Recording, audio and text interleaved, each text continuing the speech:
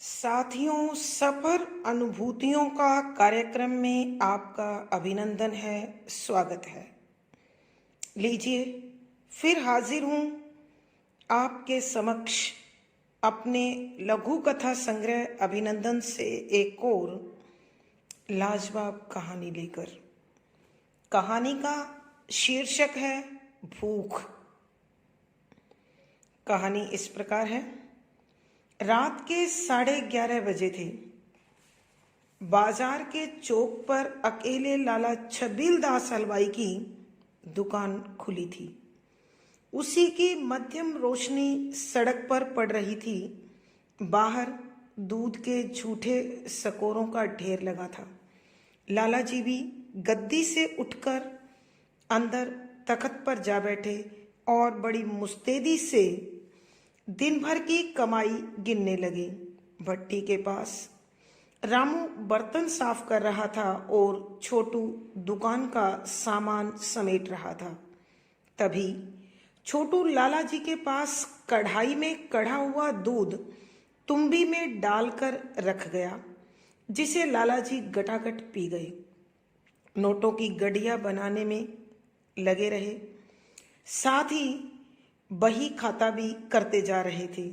बीच बीच में नजर उठाकर चारों ओर देखते तो कभी रामू व कभी छोटू को डांट भी लगाते जाते। बाहर झूठे सकोरों को चाटकर कुत्ते भी अपनी भूख मिटाने की नाकामयाब कोशिश कर रहे थे। छबीलदास ने रामू को डांट लगाई कि अरे रामू, जल्दी जल्दी हाथ चला, 2.5 मन खाता है, हाथ चलते नहीं। जाकर भट्टी पर गर्म पानी चढ़ा दे और जल्दी कढ़ाई मांज ले। रामू बार बार कुत्तों को हटाता, मगर वह फिर दूध की कढ़ाई चाटने लगता। ऐसा देखकर लाला जी चिल्लाए, अरे इसे भगाता क्यों नहीं? इससे क्या तेरी रिश्तेदारी है?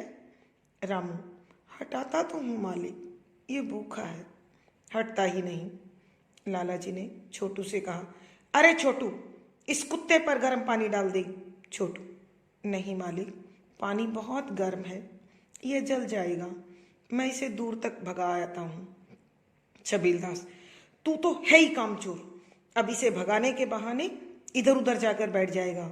वे भुनभुनाते उठे और कढ़ाई से गर्म पानी का जग भरकर कुत्ते पर डाल दिया। झुलसा हुआ कुत्ता दूर जाकर बैठ गया और प्यां प्यां करने लगा, मगर जैसे ही पेट की आग ने उकसाया, वह दोबारा दबे पांव कढ़ाई और सकोरों की तरफ बढ़ने लगा। छोटू ने रामू की ओर देखा, आंखों ही आंखों में कह दिया कि देखो, भूख कितनी जालिम है। हम भी बार बार इसकी कड़वी जुबान से झुलसते हैं और फिर भूख मजबूर कर देती है, हम सहकर भी काम करने को मजबूर हो जाते हैं। आखिरकार पेट की आग से बड़ी कोई आग नहीं है और उसी में मान सम्मान, दुख, दर्द आदि सब जलकर भस्म हो जाते हैं। साथियों, कहानी अवश्य पसंद आई होगी, तो इस कहानी को अपने साथियों मित्रों तक शेयर करें, कहानी को लाइक करें और अपने भाव कमेंट लिखकर मुझे बताएं। धन्यवाद साथियों, आभार, शुक्रिया, शब्बा खैर।